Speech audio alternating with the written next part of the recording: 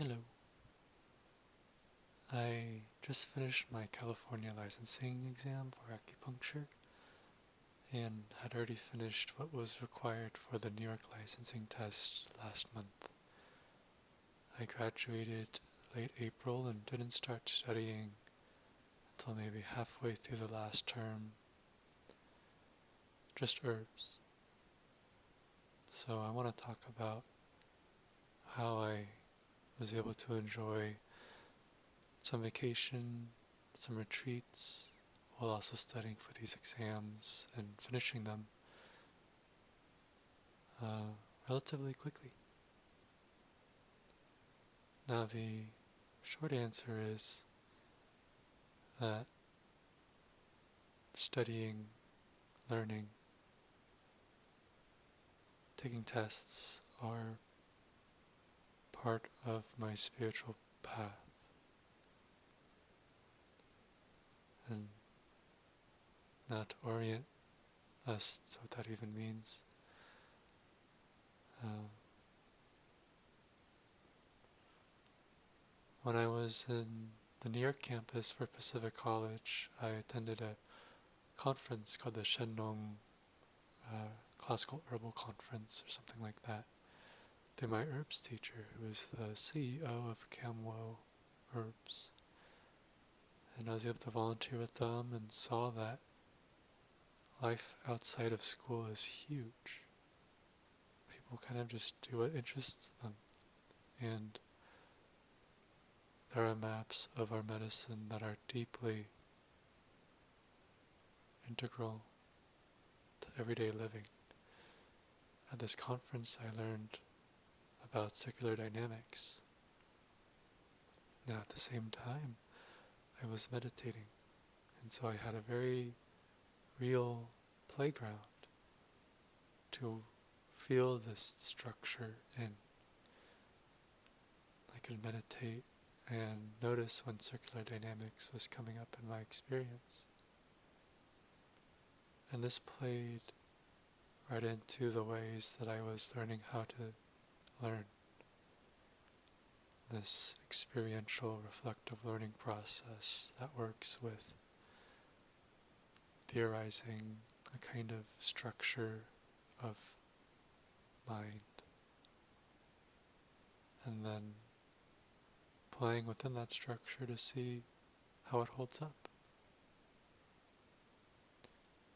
This process of experiential reflective learning carried me from my first year of school all the way till now, and I can safely say it's an integral part of my practice.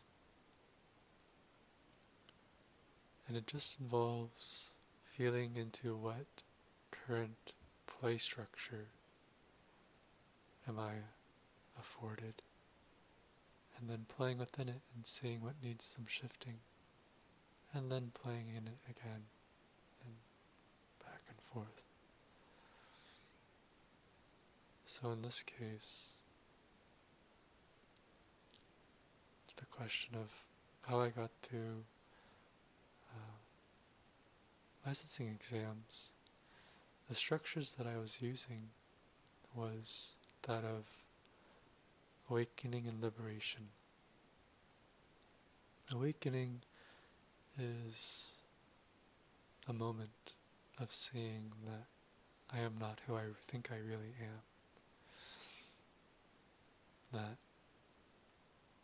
the I that thinks that there is a Michael Tong speaking into this little microphone,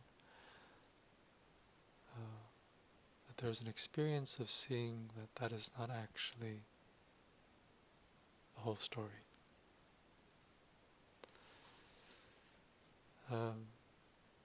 That's a whole other topic that isn't super important right now, but maybe you know what I'm talking about. But then the other axis, if awakening is one axis, the other axis is liberation, and that is seeing through various experiences that awakeness over and over again. in this case, I want to see it through studying. I want to see it through learning. That it's just this effulging quality of awake awareness.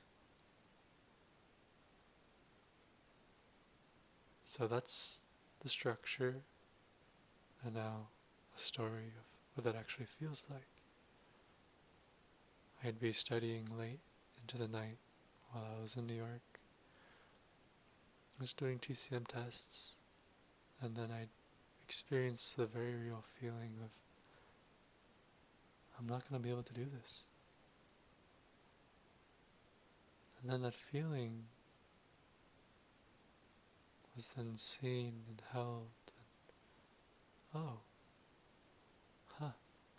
there's a curiosity there, there's these qualities that all stem from awakeness. I'm just seeing that this narrative that I can't do this, I won't be able to pass, it's just a construction of thoughts, feelings, and those thoughts and feelings are just constructions of themselves, awake awareness. And to feel this spaciousness and then let it still be there is a great feeling of traction. That even if I missed a particular answer and I wasn't committing it 100% to memory, there is this traction that I was learning. Not just the material I needed to study for, but foremostly, I was learning who I really am. I am not this narrative, and the particular practices that I am continually coming back to, like Vipassana, non-meditation, shamatha, loving kindness, they are showing me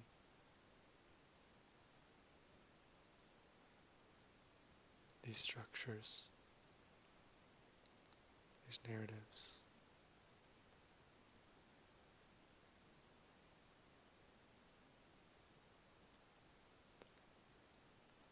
Most of the tests are really just playing grounds for these narratives to arise. What I mean to say is the content itself is not that much different from the way we might think at school, in the clinic, but to have the steadiness of mind, to not get consumed by these difficult narratives of the pressure of potentially failing an $800 test, to see through the construction of that narrative. That is what affords us that stability of mind, to use common sense and trust that the quizzes that we've been doing, the assignments we have done in school, the clinical work we've done, have helped us establish what is common sense and what we can use maps to help us figure out and play with. Now there are, of course, aspects of these tests that I did have to just memorize, like the pharmaceutical names for drugs, but there's still elements of a map there, a playground of, if it's not so structural, maybe it's more narrational, narrative. That I could build a story in my mind to arise when I think of vitamin B1, B2, B3, thyribnia, a name. And such things are common studying tools that people recognize. But what I am offering here is to work with studying, work with test taking as tools of liberation, as playgrounds to try on our play structures of liberation for all beings. For those who recognize awakeness, they recognize that all of our liberations are intertwined. And so friendliness, seeing this view that I am not what I think I am, and devotion to what is really there. These things all come together.